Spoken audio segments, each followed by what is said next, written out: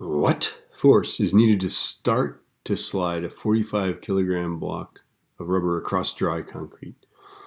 All right, so just remember, if you are starting, you want to use the static friction. It's the larger of the two coefficients. So just in doubt, if it's starting to move, it's already locked up on the surface, and so you need to break those bonds. So these coefficients are bigger than these ones, right?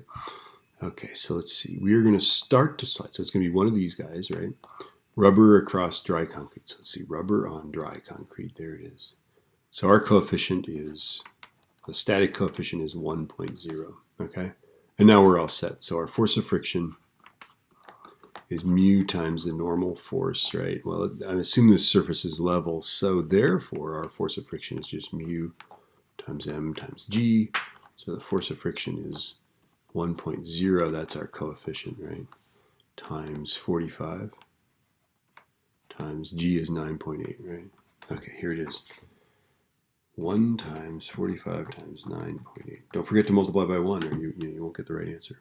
Okay, so the force of friction is 441 newtons, which is, if the coefficient's 1, basically you have to exert a force as big as the weight of the object. That's what it means, right? That's kind of cool. All right.